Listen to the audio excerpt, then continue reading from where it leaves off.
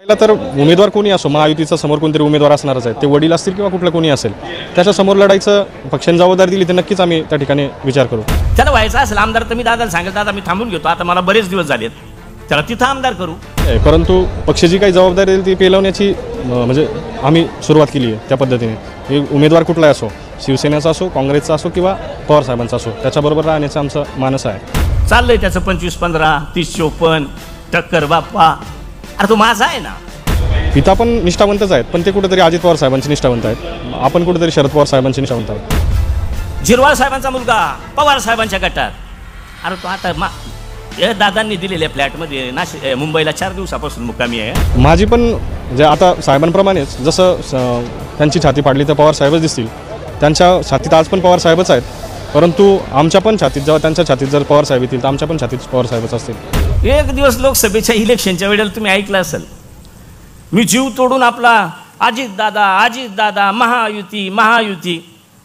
आता इथून असं आम्ही चाललोय, तिथं मंदिरात पूजा होती आणि जवळ राहिलो म्हणून नमस्कार नमस्कार फोटो काढून घेतला एखाद्याने, लगेच व्हायरल केला. पवार साहेबांच्या गटात झिरवाळांचं पलायन झालं रे बाबा. मला त्या दिवसापासून वाटायला लागलं झाला चांगला केल्यावर तर नाव कोणी घेत नाही, कारण एकदम चांगला आपल्याजवळ होत नाही, पण असा काही केला तर नाव येत आहे पाऊवर करून. आता 5-6 दिवस झिरवाळ साहेबांचा मुलगा पवार साहेबांच्या गटात. अरे तो आता दादांनी दिलेल्या फ्लॅटमध्ये मुंबईला 4 दिवसापासून मुक्कामी आहे.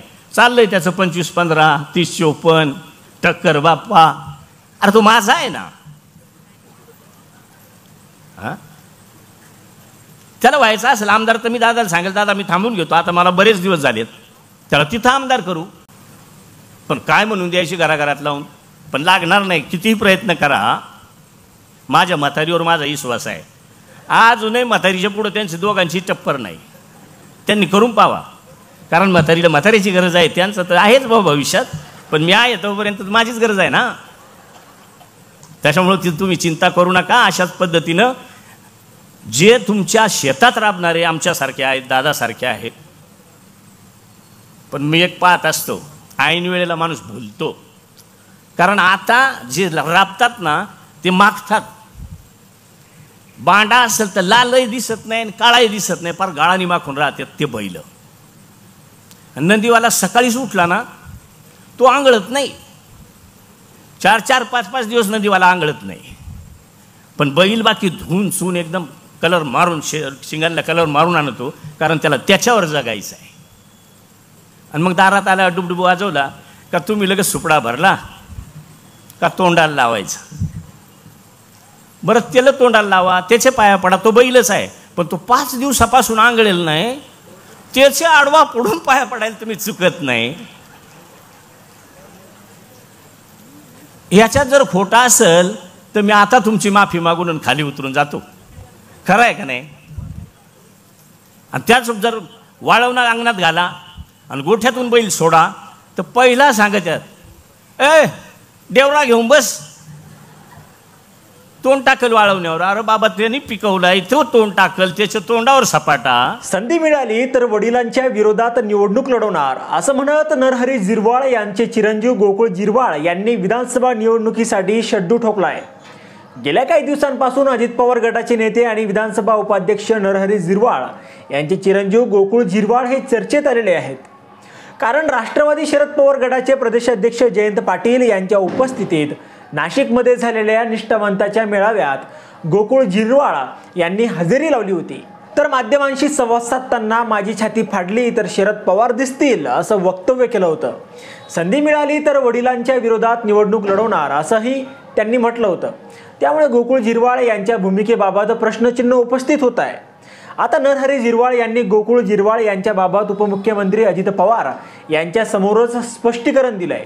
आज अजित पवारांच्या उपस्थितीत आमदार नितीन पवार यांच्या कळवण सुरगाणा विधानसभा मतदारसंघात 736 कोटी रुपयांच्या विकास कामांचं भूमिपूजन आणि शेतकरी मेळाव्याचं आयोजन करण्यात आलंय.